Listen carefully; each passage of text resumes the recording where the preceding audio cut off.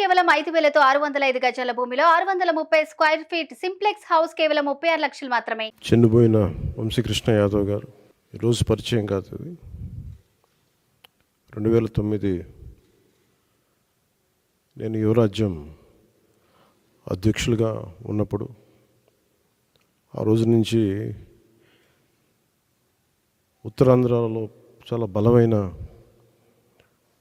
Young leader, dynamic leader. ఆ రోజు నాకు ఆయన ప్రత్యక్షంగా ఆయన చూశాను ఆ రోజున. సో యువరాజ్యంలో ఆయనకి ఆ రోజున వారిని ఆహ్వానించడం జరిగింది. కోఇన్సిడెంటల్గా మళ్ళీ 2009 తర్వాత మళ్ళీ 2023లో ఎమ్మెల్సీ అభ్యర్థిగా ఉండి కూడా మనస్ఫూర్తిగా ఈ రోజున జనసేన పార్టీలోకి వారు వచ్చినందుకు మనస్ఫూర్తిగా శ్రీ చిన్నబోయిన వంశీకృష్ణ యాదవ్ గారిని మనస్ఫూర్తిగా ఆహ్వానిస్తున్నాను. వారితో పాటు పార్టీలోకి వచ్చిన మీ నలుగురికి కూడా ప్రత్యేకించి నా హృదయపూర్వక ఆహ్వానం పలుకుతూ ఉన్నాను. మీ రాక, వంశీకృష్ణ గారి రాక ఉత్తరాంధ్రకి నేను 2009 నుంచి వీరిని చూస్తూ ఉన్నాను. చాలామంది ఆ రోజుల్లో ఇంక్లూడింగ్ తెలంగాణలో కూడా చాలామంది యువరాజ్యంలో ఉన్న వ్యక్తులు చాలామంది కీలకమైన నాయకులు అయ్యారు ఈ రోజున, అటు తెలంగాణలోనూ ఇటు ఆంధ్రాలో. సో ఆ కోవకు చెందిన శ్రీ వంశీకృష్ణ యాదవ్ గారు మనస్ఫూర్తిగా మళ్ళీ ఇంకొకసారి రావటం, ఇందాక ఆయన అన్నట్టుగా తిరిగి సొంత ఇంటికి నేను వచ్చినట్టుగా ఉందంటే మనస్ఫూర్తిగా నేను అదే దృష్టితో చూస్తూ ఉన్నాను. ఇది అలాగే ఆయన వచ్చిన విధానం నాకు చాలా నచ్చింది.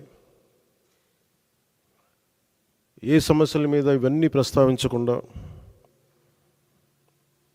భావజాలం ఇది మరింతగా ఆకట్టుకుంది. ఆయన పార్టీలోకి రాకముందు చర్చల మీద నేను అర్థం చేసుకుంది. వైఎస్ఆర్సీపీ పాలన గురించి వీటి గురించి ఏమి కాకుండా నేను ప్రత్యేకించి ఇంతకుముందు ఎట్లాగైతే ఆకర్షితున్నాయి నేను 2009లో వచ్చాను, అది కూడా చాలా స్వల్ప తేడాతో ఓడిపోయారు విశాఖ తూర్పు నియోజకవర్గం నుంచి. 2014 కూడా అదే పరిస్థితి. కానీ పోటాపోటీగా మళ్ళీ ఎమ్మెల్సీ ఎన్నికల్లో పోటీపడి గెలిచి ఆ విజయం మరి ఇలాంటి బలమైన నాయకుడిని జనసేనకి మనస్ఫూర్తిగా ఇష్టపడి వచ్చినందుకు ఇంకొక మారు మనస్ఫూర్తిగా ధన్యవాదాలు తెలుపుకుంటూ, ఏ నమ్మకంతో అయితే జనసేనలోకి వచ్చారో మీకు మనస్ఫూర్తిగా నేను వ్యక్తిగతంగా పార్టీ పరంగా భరోసా ఇస్తున్నాను. మీకు అండగా ఉంటాం. మీతో పాటు వచ్చిన మీ అందరికీ కూడా ఈ రోజున కండువాలించిన ప్రతి ఒక్కరు కూడా పేరు పేరున మీలో ఒకళ్ళు ఇద్దరు నాకు ఖచ్చితంగా యువరాజ్యంలో చేశారని అనుకుంటా ఉన్నాను. మీరు చేశారు, దుర్గాప్రసాద్ గారు.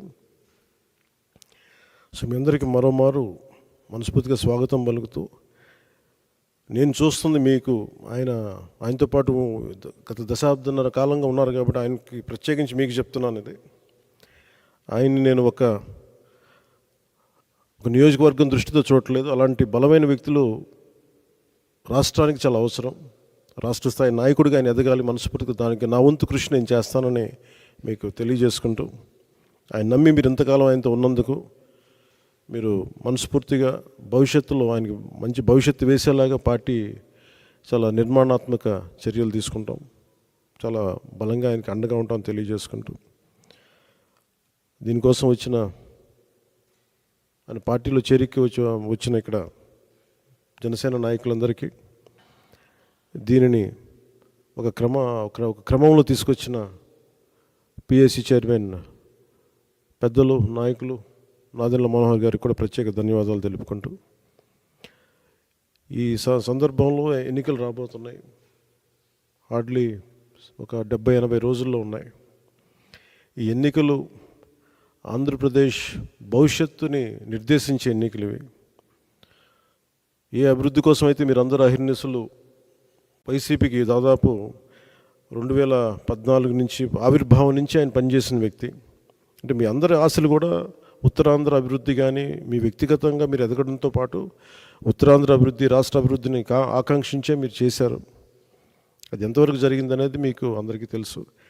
కానీ మీ ఏ ఉద్దేశం కోసం అయితే మీరు రాజకీయాల్లోకి వచ్చారో, ఏ ఉద్దేశం కోసం అయితే ఒక పార్టీని యువరాజ్యం తర్వాత మళ్ళీ మీరు నమ్ముకొని వైఎస్ఆర్సీపీలోకి వెళ్ళి చాలా అండగా నిలబడిపోయారు. నేను మీరు ఇంత మాత్రం ప్రేమ నమ్మకం చూపిస్తే దానికి నేను 100 చేసేవాడిని. సో దాన్ని దృష్టిలోనే పెట్టుకోండి. ఇది ప్రత్యేకించి సందర్భంలో చాలా మాట్లాడాలని ఉంది, కానీ ఇంకా సమయం ఉంది, వాటి గురించి మాట్లాడతాను. ఇంకా నాకు ఆంధ్రప్రదేశ్ భవిష్యత్తు చాలా ముఖ్యం. జనసేన చాలా కీలకమైన పాత్ర వహించాలి భవిష్యత్తులో. ఆ కీలకమైన పాత్రలో వంశీకృష్ణ యాదవ్ గారు కూడా చాలా ముఖ్య భూమిక వహించాలి. దానికి నా వంతు కృషి చేస్తాను తెలియజేసుకుంటే మీ అందరికీ ధన్యవాదాలు తెలుపుకుంటూ సెలవు తీసుకున్నాను. జై జనసేన, జై హింద్.